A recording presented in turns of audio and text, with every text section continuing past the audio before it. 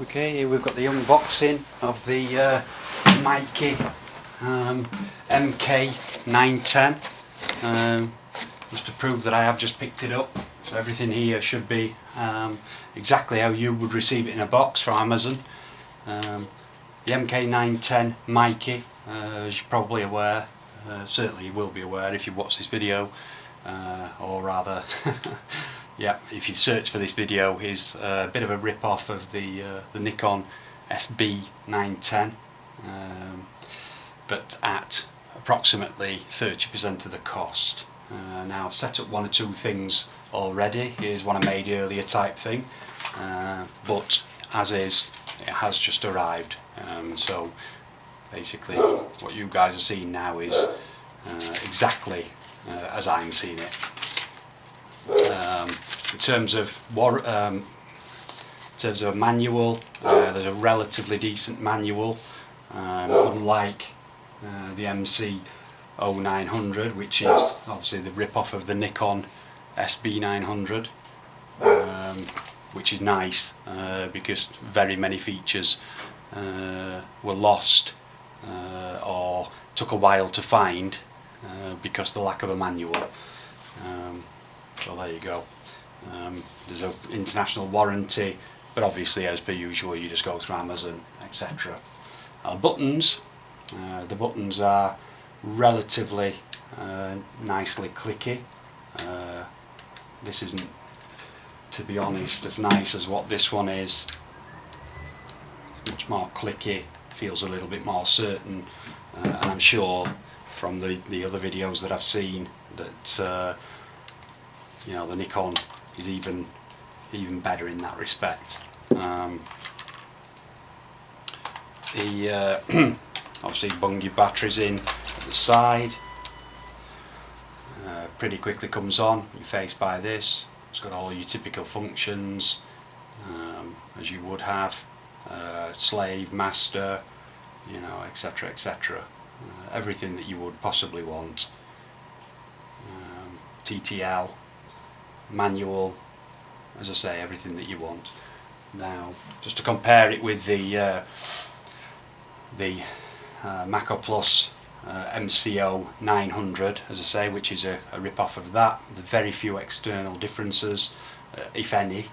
So it appears to be exactly the same body, but the branding's slightly different.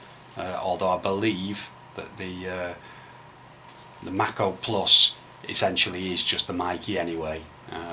So obviously one or two upgrades, hopefully internal upgrades, and obviously the addition of high-speed sync. But you know, pretty much that is as is. Metal hot shoe. I don't know if you can see that. Apologies, this is my first ever video, so obviously there's going to be plenty of mistakes.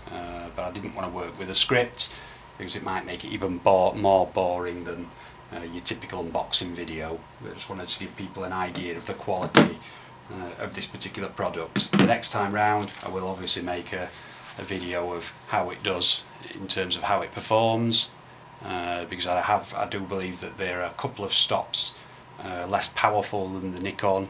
I haven't got, unfortunately, a Nikon to compare it with, but I have got a Yongnuo, I'm not quite sure how you pronounce that, YN563, which is a pretty decent flash in its own right, so I will be comparing it with that.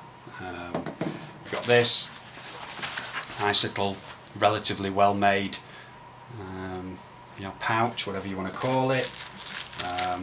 This, obviously your shoe, the box itself, which got all your information on in terms of the GN rating, etc, etc, and the things that it purports to be able to do.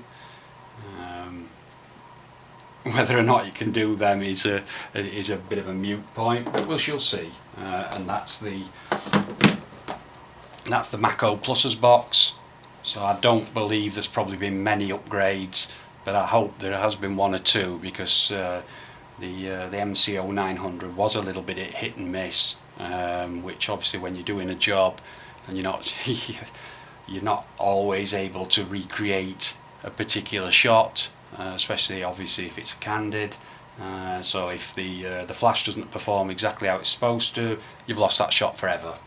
That's stating the obvious, but as a photographer on a budget, there isn't any way that I can afford the £300 for the Nikon, so I have to look for shortcuts, certainly in terms of something like a flash, which is important but isn't perhaps quite as important as your lenses, certainly not as important as your lenses, and obviously not as important as your camera body.